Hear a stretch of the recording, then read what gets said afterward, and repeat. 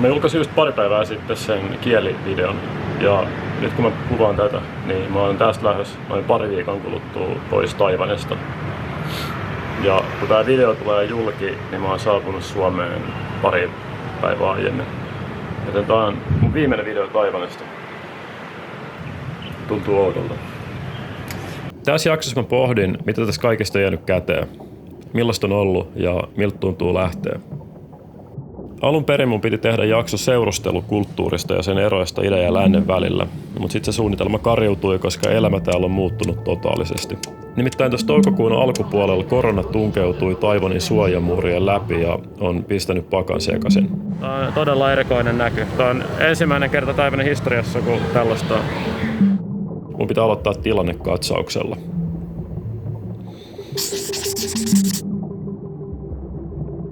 Ryöpsähdys sai alkuunsa jotakuinkin siitä, kun lentohenkilökunnan karanteenimääräyksiä höllennettiin ja määräyksissä lipsuttiin. Taojuanin kansainvälisen lentokentän luona hotellissa oli Lions Clubin tapaaminen, jossa oli sairastava rahtilentoyhtiön miehistön jäsen, joka tartutti muita. Sitten yksi näistä tartunnan saaneista meni tänne Wanhuan kaupungin osaan punaisten lyhtyjen alueelle, joka tiiviissä tunnelmissa virus levisi edelleen.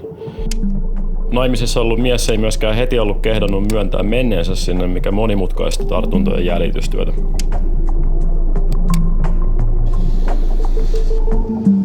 Taiwan on tähän saakka maailman mittapuulla välttänyt koronan lähes kokonaan, mutta nyt tilanne on muuttunut.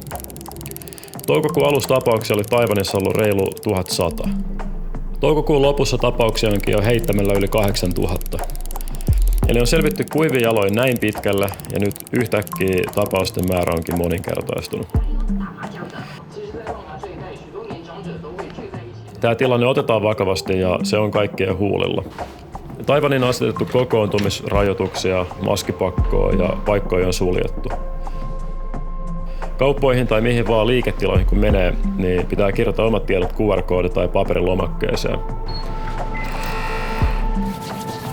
Ihmiset on ostanut kauppoja hyllyjä tyhjiksi ja myös vessapaperia on hamstrattu. Julkisin liikkumista vältellään ja muutenkin kaupungilla on todella tyhjää.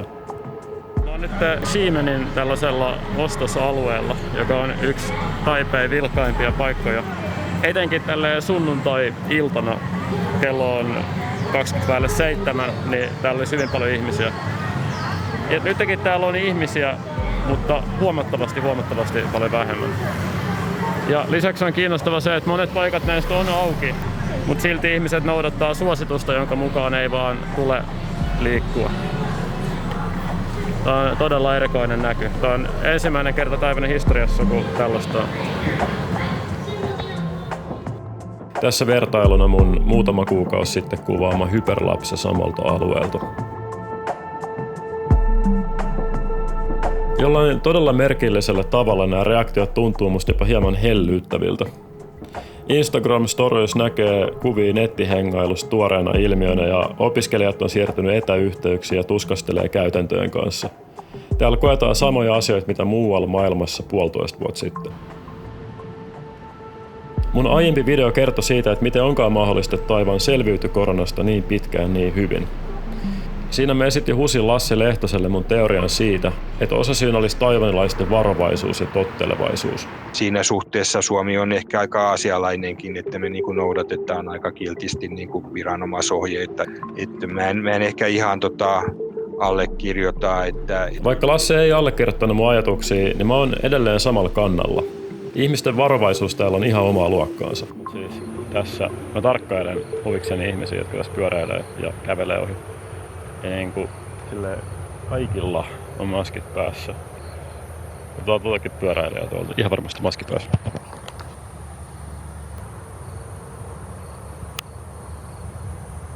Mutta ihmiset ottaa siis sitä todella vakavissaan. Jopa leuvoveto-tangoista niihin käveletty sellaiset teipit, että niitä ei saisi käyttää. Urheilukentät on suljettu, koripallotelineistä on solmittu verkot nippuun. Ihmiset asuu täällä aika pienissä tiloissa ja nyt ne on aika suljettuna sisään. Niin se vaikuttaa mun mielestä vaan todella synkältä elämältä. Mutta mikä minä olen tuomitsemaan. Mä tapasin mun yhden taiwanlaisen kaverin Töijyn, joka on asunut Suomessa lähes 7 vuotta ja ollut viimeksi käymässä Taiwanissa 2,5 vuotta sitten. Se saapui huonoimpaan mahdolliseen aikaan. Nimittäin just kun hän pääsi 2 viikon karanteenista ulos, niin tää ryöpsähdys alkoi. Hänkin on huomannut ihmisten intohimoisen suhtautumisen suojautumiseen. Tell the thing about your friends. Oh yeah, like a week ago when I tried to, because I'm finally free from this quarantine time, and I tried to meet some friends, like local friends, like my neighbors and stuff, but they are all so afraid, like going out. They've been home like maybe for over a week or something already. Like even coming out at the park, they are not. No one wants to meet. They just want to stay home. Because they are afraid of. Yeah. I think everyone is now like a cop or everything. Like they can just come to you and tell you if you're not wearing mask. What do you think it tells about Taiwanese mentality or the culture? I think in general we are just like a good school boy. Like people just tell you what to do and you just obey it. Todella huono tuuri, että tulee käymään monen vuoden tauon jälkeen kotona just silloin, kun käy näin. Toivotaan, että tilanne rauhoittuu pian, että Töijy ehtisi vielä nauttimaan Taiwanista kunnolla. Mut niin, täällä ei oikein ole siis pystynyt pahemmin tekemään mitään. Olo aika tukala liikkumisrajoitusten ja läkähdyttävä helteen takia. Siinä mielessä onni onnettomuudessa ja tää mun oma lähtöaika on ihan hyvä. I want to get it right here because Yinji is my heart. We're gonna put it here. Or maybe right, yeah. But we call this the doghouse. So we want to get a tattoo of like a doghouse. This doesn't look like a doghouse. My first thought was this, just like. Mun oli alun perin tarkoitus tehdä jälleen aihevideo, joka olisi käsitellyt seurustelua Taiwanissa. Päähenkilönä siinä olisi ollut tällainen kimppakämppö, jossa asuu 4 henkeä. Taiwanilainen Murphy, amerikkalaiset Allen, Forrest ja Zack. Usein siellä pyörii muitakin ihmisiä. Mun piti seurata siinä jaksossa näitä mun kavereita Taipeen yössä ja seurata, että lykästääkö heitä. Ja sit samalla me oltais puhuttu kulttuurieroista idän ja lännen välillä. I'm Forrest. From where? I'm American. I'm 27. My name's Kathy. I'm Taiwanese, 25. And how long have you been together? A couple months. We met at a poetry workshop. Was it love at the first sight or was it something more slow burning? It was a slow burn. I was very interested in her immediately. She read a really good poem and she had an air about her that I found compelling. What about you, Kathy? What do you see in Forrest? I think when we started talking, he gave me this quiet, calming, safe and free, all these kind of feelings, and I wanted to know more about him. Has there been any cultural conflicts or clashes between you two? Mä tiedän, että se olisi ollut hyvä video, mutta pitää jättää se tekeminen kakkoskaudelle. Se jakso ei olisi ainoastaan käsitellyt pariutumista, vaan myös kuvannut tätä expat-elämää, mitä täällä näkee. Tämä on asia, mihin mä en ole törmännyt Suomessa, mutta monissa Aasian maissa kylläkin. Tällaisia tyyppejä on täällä enemmänkin ja nämä on mun kavereita. Heillä on oma kuplansa, joka on osin kiinni paikallisessa elämässä, mutta osin täysin irti siitä. Ja mä pidän siitä tunnelmasta ainakin parista syystä.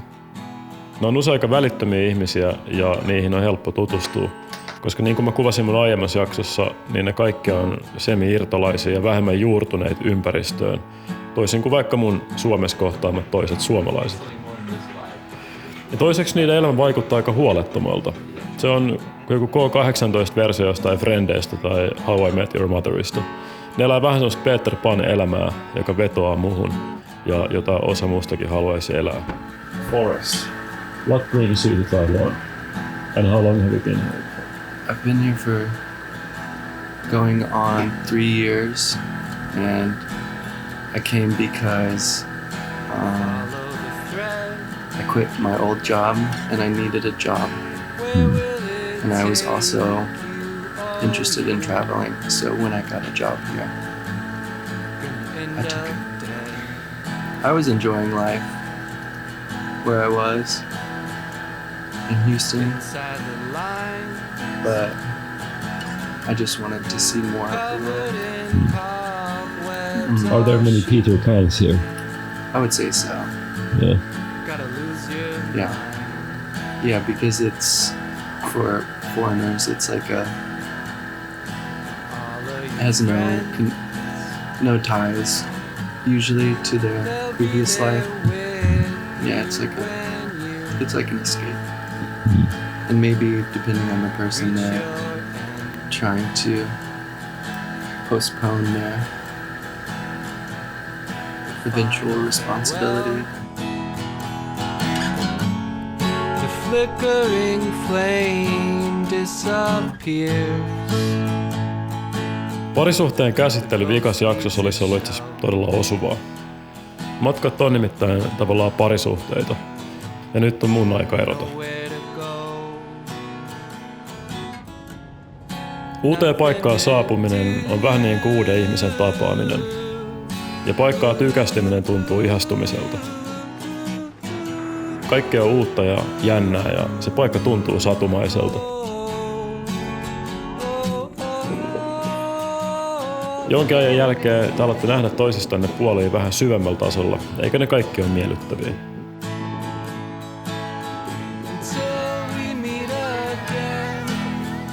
Sitten alkuhuuman hälvelmisen jälkeen pystyy näkemään toisen kulissien taakse ja muistaa, että ei kukaan ole täydellinen. Siinä vaiheessa voi kokea saaneensa paikasta tarpeekseen ja erkaaminen ehkä tuntuu luonnolliselta. Voi myös olla, että epätäydellisyydet ei haittaa ja te haluatte tutustua toisiinne vielä syvemmin. Ja ehkä just särö ja erilaisuus viehättää.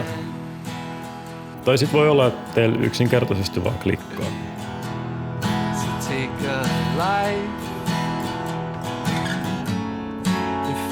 Ehkä jonkin ajan jälkeen jopa rakastuu. Ja miettii, että ehkä tää on nyt se. Ehkä tänne voisi asettua.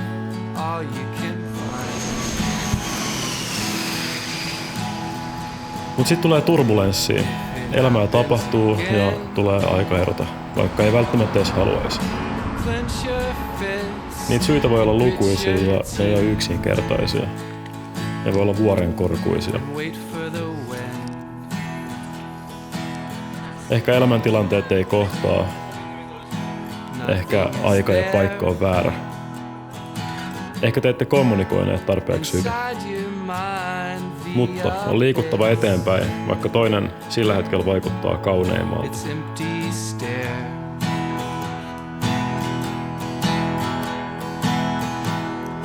Turn your gaze 10,000 flowers for you. Ajatus elämästä suhteen päätyttyy pelottaa ja ahdistaa, koska te olette jo ehtinyt kiintyä. Mut kaikkea tottuu. We've got things to do.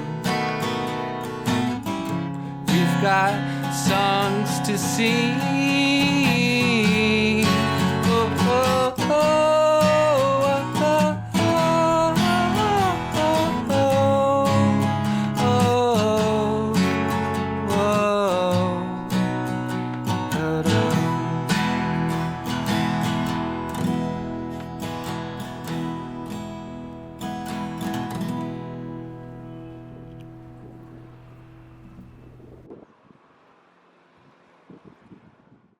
Mun lento Suomeen lähtee huomenna. Ja mä olin just äsken viettää iltaa viimeistä kertaa kavereiden kanssa täällä. Ja tuntuu merkilliseltä. Mä tuun ikävöimään tätä paikkaa, ylipäänsä tätä tunnelmaa täällä. Ja mä tuun ikävöimään ihmisiä. Ja viime kädessä ihmiset luo sen paikan. Ja mä laskin tossa, että mä oon ollut täällä nyt yhteensä mun 3 vierailun aikana noin vuoden mun elämästä Taiwanissa. Musta tuntuu, että minä ja Taiwan ollaan tavallaan jonkinlaisessa etäsuhteessa. Tässä on kyse jostain syvemmästä kuin vaan tapailusta. Ja mä tiedän, että mä tuun palaamaan takaisin.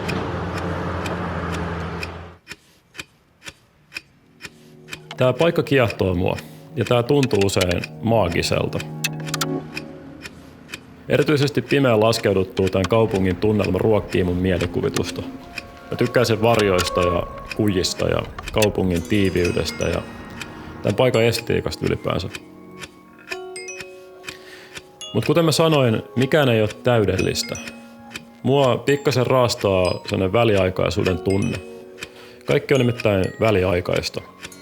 Mulla on ihan kiva kämppä, mutta se ei oikeasti tunnu kodilta.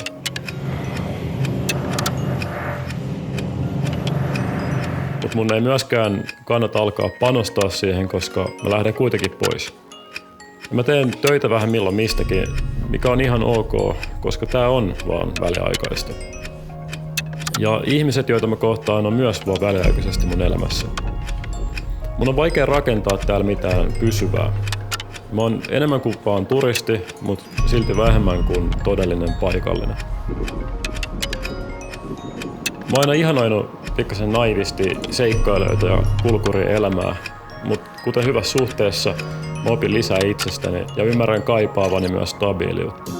Mä en oo kokenut mitään semmoista kaihoisaa koti-ikävää, mutta tässä mielessä kyllä Suomeen palaaminen tuntuu hyvältä. Mut sit taas toisaalta mä koen, että mä en oo saanut tarpeekseni. Musta tuntuu, että aika on kiitänyt nopeasti ohi ja että mä oon aika laihanlaisesti ehtinyt esitellä tätä kaunista maan kolkkaa ja sen monisyistä kulttuuria, hyviä ihmisiä ja kummallisia ilmiöitä. Mä todella haluaisin tehdä kakkoskauden.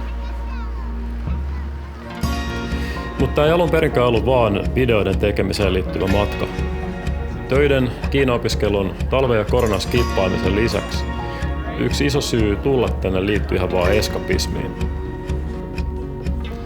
Mä tiedän, että mun palattuu jotkut viikonloppumenot tai yhdessä tehdyt matkat tai vapaus ylipäänsä alkaa pyöriä filminauhana mun mielessä. Ja mä tiedän, että ne on valikoituja kultareunuksisia muistoja, mut siitä huolimatta mä alan kaivata taas pois. Ehkä en nyt kesällä vielä, mutta viimeistään kun lehdet putoo puista.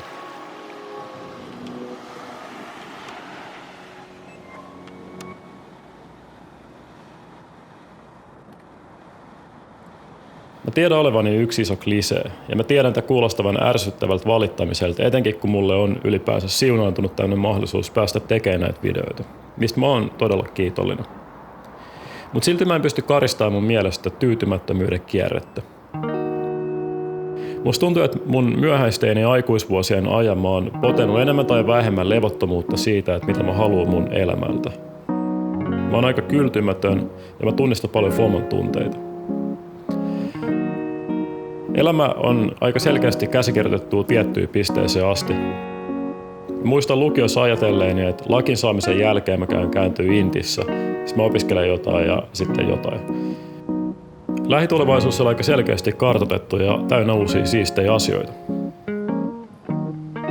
Mutta niiden askelmerkkien jälkeen edes yhtäkkiä onkin tavallaan ulappa auki. Ei ole mitään yhtä tiettyä suuntaa ja se hämmentää. Maailmassa on niin paljon vaihtoehtoja ja mahdollisuuksia, että on vaikea tyytyä mihinkään. Mä oon kokenut vahvasti tunnetta, että pitää ottaa kaikki irti nuoruudesta ja ehkä asettua aloilleen sitten joskus. Sitten kun on pitänyt sen välivuoden, käynyt siellä ja siellä, ollut riittävän monen kanssa, opiskellut sitä ja sitä ja niin edelleen. Mutta sitten kun niitä tavoitteet lähenee, ne aina siirtyy loitummas. Mä koen olevani vähän Peter Pan ja mua ahdistaa ajatus siitä, että mä olisin nyt tästä eteenpäin kiinni jossain yhdessä asiassa mun loppuelämän. Oli sit kyse asuinpaikasta, ihmisestä tai työpaikasta. Mutta samalla mä kaipaan myös stabiiliutta. Mä leikittelin joskus ajatukselle, että olisi syntynyt johonkin keskiaikaiseen kylään, jossa olisi kulkenut esi-isien jalanjäljissä. Urapolkuin olisi ollut ainoastaan maanviljelys ja elämän kumppani olisi löytänyt kyläyhteisöstä. Jos se olisi valinnanvaraa, olisi helpompi tyytyä.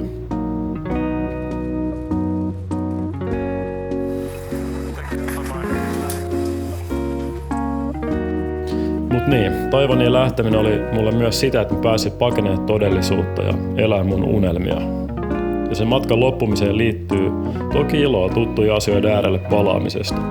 Mutta samalla se myös ahdistaa, koska mä mietin, että oliko tämä viimeinen vapauden hetki ja tuleeko mulle enää mahdollisuuksia irtiottoihin tulevaisuudessa.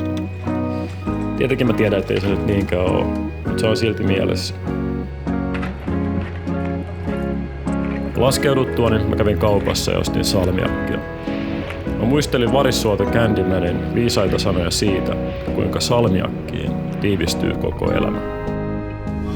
Salty and sourly and sweet and bitter at the same time. Wow. That's life.